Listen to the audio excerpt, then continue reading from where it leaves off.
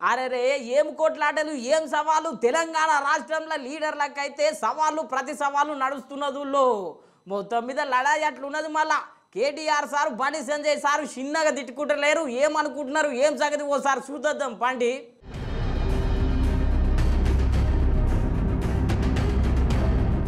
అరెరెరే తెలంగాణ రాష్ట్రంలో ఏం కొట్లాటలయ్యా. రాష్ట్రంలో ఒక దిక్కు కేటీఆర్ సార్కు రేవంత్ రెడ్డి సార్కు లడాయి నడుస్తుంటే ఇంకో దిక్కు కేటీఆర్ సార్కు బండి సంజయ్ సార్కు లడాయి నడుస్తున్నది.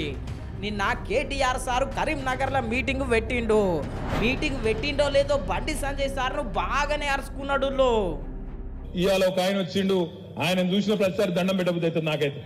ఎట్లా గెలిచిండ్రా నాయన ఆయన ఏం మాట్లాడుతాడో అర్థం కాదు, ఎప్పుడు ఏమంటాడో అట్లా అర్థం కాదు, ఏం ఒరుతాడో అర్థం కాదు. బండి సంజయ్ గారు మాట్లాడితే సొల్లు పురాణం, తెల్లారు లేస్తే నోటికి వచ్చిన మాటలు, ఇష్టం వచ్చిన బూతులు, ఎటు పడతాడు సైకో లెక్క ఒర్రుడు తప్ప నువ్వు చేసింది ఏంది అని నన్ను అడుగుతున్నా. నీ తల్లికి నువ్వు పుట్టినవా అని అడిగేటోడు మన ఎంపీగా ఉండడు అవసరమా? నీ తల్లికి నువ్వు పుట్టినవా అని చెప్పి ఇవాళ ఒక మాట చిల్లర మాట మాట్లాడేటోడు ఒక చిల్లరగాడు ఇవాళ మన ఎంపీకి పనికొస్తాడా ఆలోచించండి. రాజకీయ ప్రత్యర్థుల మీద నోరు వారేసుకోవడాలు ఇదేనా నీకు తెలిసిన నీతి? ఏం బీకినో కరీంనగర్కి 5 ఏళ్లలో దేశం కోసం ధర్మం కోసం పనిచేస్తున్నా అంటాడు. మరి ధర్మం కోసం పనిచేస్తున్నావు అయితే మఠం పెట్టుకో, ఎవడొద్దనండి నిన్ను. మంచిగా మఠం పెట్టుకో, మంచిగా మొత్తం కాషాయం వేసుకో, బ్రహ్మాండంగా తిరిగి. ఎంతోమంది స్వామీజీలు పెద్ద పెద్ద వాళ్ళు ఎంతో మంది పనిచేస్తున్నారు సర్వం మొత్తం పరిత్యజించి. అట్లా అదంతద్దట. ఇటు ఎంపీ పదవి కావాలి, అధికారం కావాలి, బ్రహ్మాండంగా అధికారం ద్వారా వచ్చే లాభాలు కావాలి, కానీ ధర్మం కోసం పనిచేస్తున్నాను పోజులు కొట్టాలి. ప్రజల కోసం మాత్రం కరీంనగర్ కోసం పని చేయవద్దు. ఇన్నర్ గదుల్లో కరీంనగర్ ప్రజలకు చెప్పాల్సిన అవసరం అయితే ఉన్నది. కరీంనగర్ ప్రజలకు ఏం చేసిండో అని అరుచుకుంటే బండి సంజయ్ సారిగో గిట్లా సమాధానం ఇచ్చిండు కేటీఆర్ సార్కు.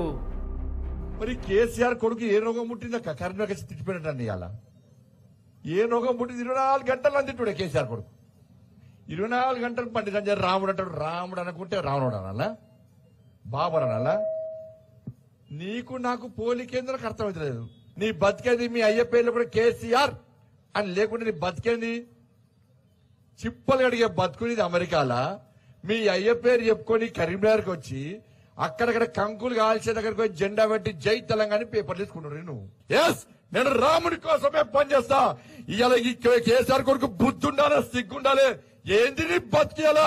అయోధ్యలో రాముని గుడి కట్టడానికి నేను పోయినక్క. ఇవాళ మీరందరూ రాముని పూజ చేసిరంటే, అక్కడ రామాలయ నిర్మాణం జరిగిందంటే, మీ ఇంటికి అక్షింతలు వచ్చినాయంటే మేము వేణమక్క ఆడికి, మేము చచ్చిపోతాం తెలుసుకోవడం వేణక్క ఆడికి. ఇన్నర్ గదుల్లో బండి సంజయ్ సారు ముచ్చట అటెనక కేటీఆర్ సారు సవాల్ విసిరిండు. నువ్వు చేసిన అభివృద్ధి ఏంతో మేము చేసిన అభివృద్ధి ఏంతో కుల్లం కుల్ల చూసుకుందాం శివరాస్తకు రా అని చెప్పి సవాల్ విసిరిండు.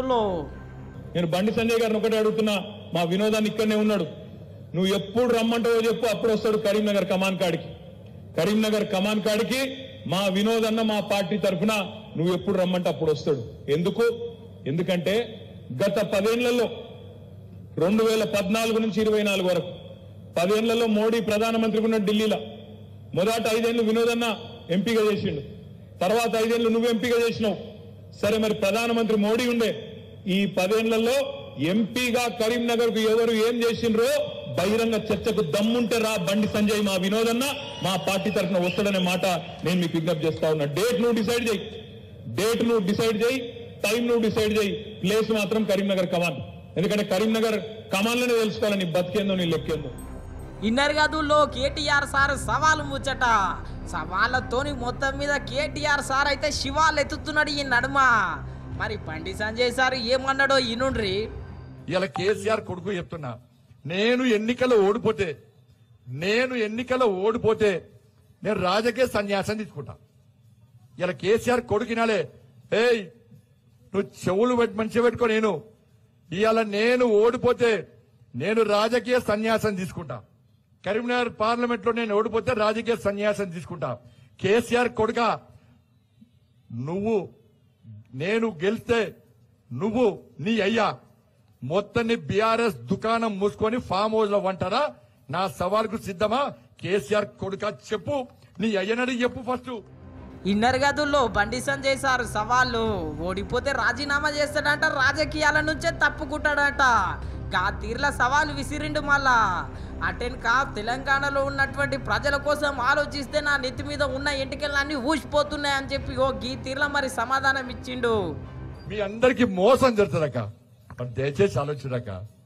వాళ్ళు వీళ్ళొచ్చి 100 చెప్తారు, 100 చెప్తే ఈ ముచ్చటెక్టున్నాక ఈయనకి ఆలోచించి జుట్టంతా పోతుందక్క. నాకు గింత కొట్లాడితే గింత వేస్తే మీరు ఓటు మాకేయకుండా గట్టెందుకు వేసినాక.